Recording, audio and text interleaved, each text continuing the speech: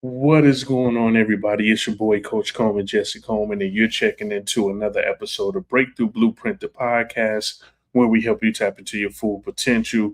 I hope everybody had a great weekend. Hope everybody's having a good week. It is very, very hot here in Chicago. We are at a heat advisory going on right now. It's hot. I'm not complaining. I would usually complain. Yet I found myself changing. I used to be one of those people that loved fall and a little bit of winter. Recently, over the past 2 or 3 years, I've changed into a spring summer type of person, and it's a little bit rough because I love college football. I love football, right? I want football season to come around, and I'm not ready to deal with that cold weather. I really want to enjoy the summer, and yeah, summer's here. Like it is hot. It is definitely not playing around. I'm gonna enjoy it. Fourth of July weekend is coming up this weekend. Got some fireworks, getting the grill going. Some of the homies coming through, and just gonna have a good time and get ready to kick off Q2. No, I'm sorry, Q3. I'm thinking about the second half of the year, Q3, where the next 30, 60 days are going to be very critical for whatever it is you're trying to accomplish. You are trying to, you have a fitness goal, you have a business goal, you have a life goal. There's a lot of things that the next 30, 60 days are going to set up for you to end the year strong. And we talked about that a little bit. For me, I'm finna lock in on some things. I am behind tremendously on, the book, Breakthrough Blueprint, the book. I'm behind on that. I'm just gonna lock in, and the next 30, 60 days are gonna look real different and putting things together. Got a lot of stuff in the works that I'm just gonna work on, just gonna lock in and do those things and keep it moving. Again, I hope everybody had a great week. Shout out to everybody that's been reaching out to me about the last episode and the episode before last. Shout out to everybody that's been commenting, sharing some of the clips from the episodes. I appreciate you all more than you know, and I'm gonna keep doing what I'm doing. And what that's gonna look like today, what I looked at and realized is that I'm last episode and the next two episodes, I kind of want to tie into each other, right? The last episode, episode 54, we talked about what are you carrying that you need to put down. This episode, and I didn't want to leave it there. This episode, we're going to go into a little bit of us figuring out and wondering why are we carrying those things in the first place, right? What are we carrying that we need to put down? And let's try to think about it and see what are some strategies, what are some things we can do to figure out why we were carrying those things in the first place. And then I I, I feel like the next episode, depending on where how we maneuver through this and some of the feedback I get from you all, it could probably be something that tie into that as well, right? This one we're gonna go into like what are the stories you're still telling yourself, right? Many of the things that we carry aren't really events or things that happen. It's like stories that we tell ourselves. It's the stories of who we are, what happened to us, what we're capable of, what we're not capable of, what we deserve, what other people think of us. Again, a big thing of us is our perception of what other people our perception of what we perceive other people think of us, right? And at some point the event never ends. It just keeps going and going and going. And it's the stories that we're telling ourselves that contributes to that continuous of the things going right. Sometimes it's a story and it's not the circumstances that keep us stuck. It's the story we tell ourselves. It's the thing of where a situation happens, something happens, we can't control our first thought, we can control our second thought, We can't control what that person says or does, but we can control our reaction and our follow up to that. So again, the event happens, whatever happened, it ends. The story keeps going. We just get stuck in that and we keep letting it go. Now, there's a difference between facts and stories, right? Facts, and I'm gonna, just talk about this through like different scenarios. Facts is I lost the deal. There was a transaction I had. I lost the deal. The story that we tell ourselves that come from that is I'm not good enough, and that is a very, very common story that a lot of agents tell themselves. That is a very common story that people in other industries tell themselves. This fell apart. This didn't work. It means I suck. I'm not good. Right? We had the fact that, hey, this didn't, I lost a deal. And then we turn that into I'm not good enough. Or, hey, I got a divorce, or this relationship is over. It's I failed. No, the divorce happened, the relationship ended, the business relationship or the personal relationship, and it's like I failed. No, there was a learning experience from that. It was either something on your part or their part or both you all parts. And you just have to look at it and don't just say, oh, well, I failed. Remember, there's always a learning point in a lot of things. And then, in fact, my pops passed away, right? The story is that, I could be telling myself, or sometimes I tell myself, is I have to carry this pain forever. Then we know that that isn't true. That's a story I'm telling myself, right? Our minds create meanings around events. Our minds prolong a lot of things. A situation happened, our mind create a story around that, and we create a story of stuff that haven't even happened and possibly isn't going to happen.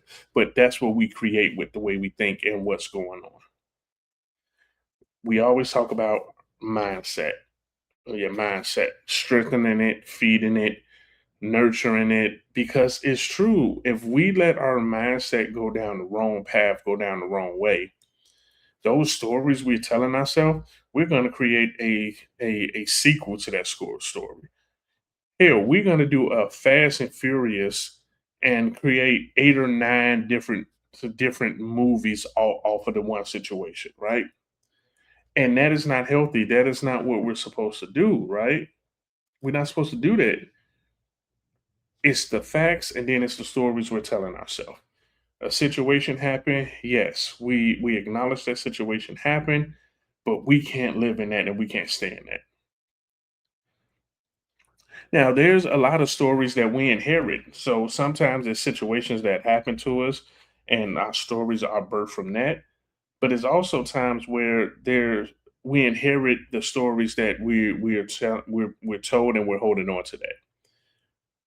It can be family beliefs. I know a lot of people. I have a lot of friends of different, different family structures where it was that story was told to them. Childhood experiences. Our childhood experiences that crafts and shapes a lot of things for us. So a lot of those stories come from those childhood experiences.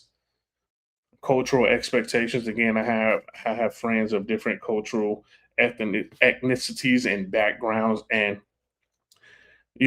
they share like cultural expectations around this and that, and it's what we inherit. And then past relationships. That is one of the big things where we can't look at a past relationship and we look at it as that is going to be the story forever. Now, I will say this: if a situation happened and you didn't learn from it, you ain't grow from it, and you allow that to happen again, now that's a different conversation. But that's what we're talking about, right? That story that you inherit from the past relationships, you hold on to that, and you take that to your next relationship. You see that a lot where people have trust issues or people have a situation that happened with an ex and they carry that baggage, they carry that story onto the next relationship. And that person, that new person that they could be with, could be an amazing person, but the story that you still have in your mind about the past relationships is starting to affect your new one because you're automatically going back to that because you haven't let it go. You're still holding on to that, right? These are some of the reasons why we hold on to those stories or we hold on to that baggage, like we talked about last week of, hey, we got to release it. But this is some of the reasons why. It's that family beliefs, it's that childhood experience, it's that cultural expectation, it's our past relationships. Now, I'm going to ask you three questions, right? The first question is, who told you that? Now, it could be people you love. It could just be the environment, like our environment tells us things. But you have to ask yourself, who told me that? And then, second, is it true? Is it true? I love this question to ask ourselves with a lot of things. When we talk about limiting beliefs, like that's one of the questions I ask people when they bring up a limited belief or something they feel. I say, okay, is there scientific data to show that that limiting belief is true? Yes or no? They'll think about it. Majority of the time, they will say, no, there isn't.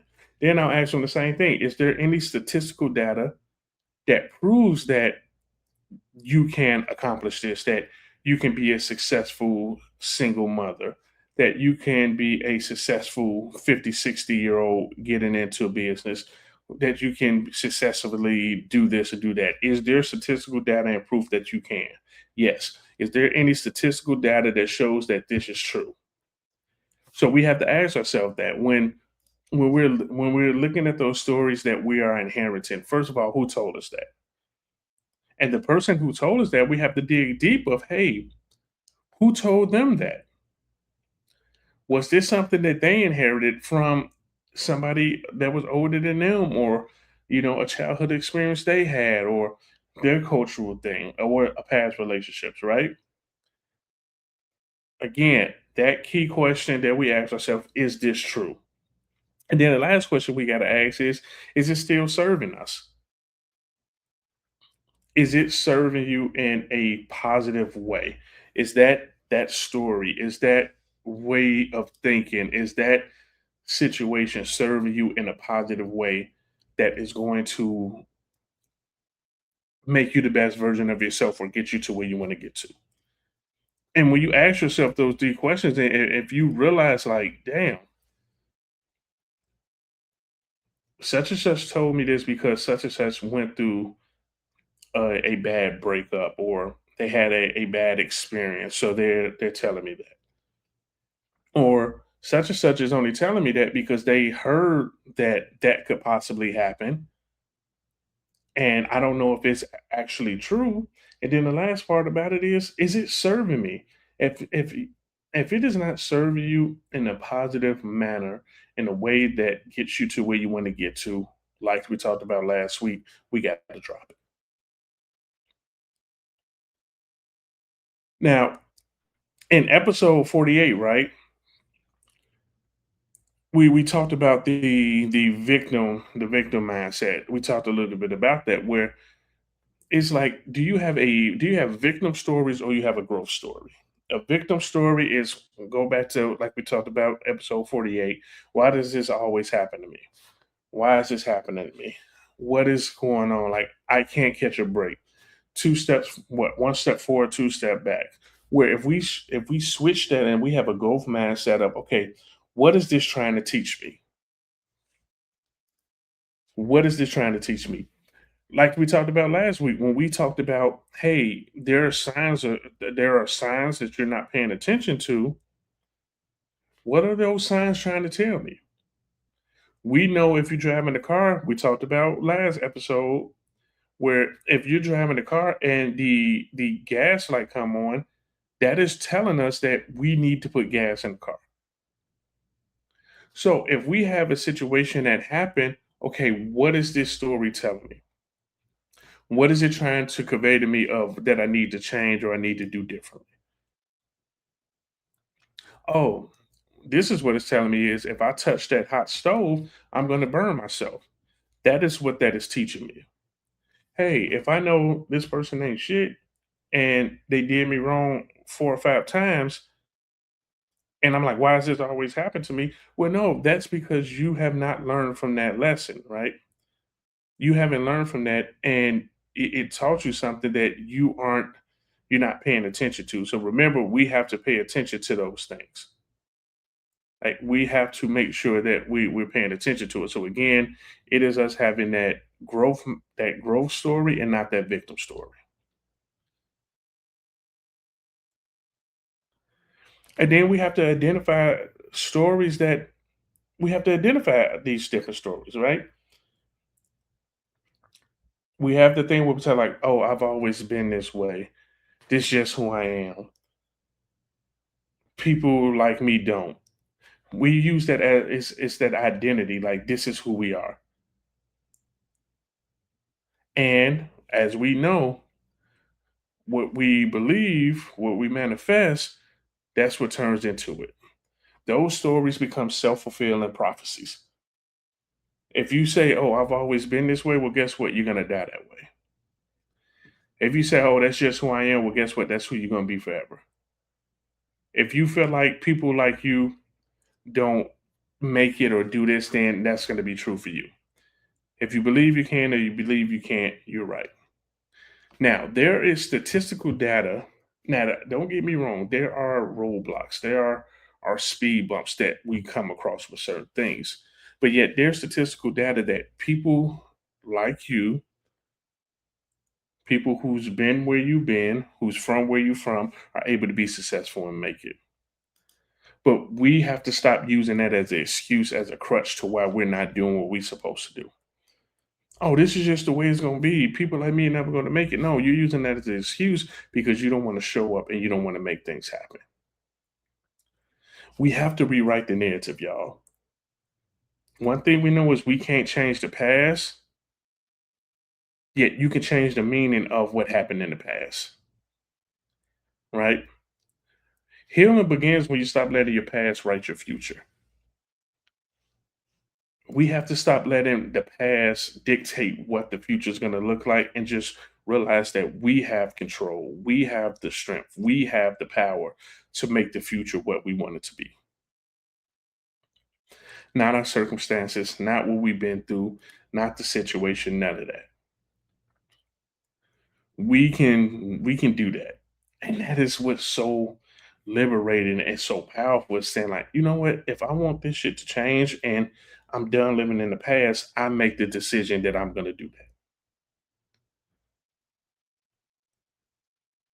And I want to know, I want to ask you all, holla at me. What's one story you've been telling yourself that it's time to release? What is something you've been holding on to? What is something that you've been saying that you need to release and let go? Because at the end of the day, like we talked about, there's a lot of baggage that we're holding on that we need to drop.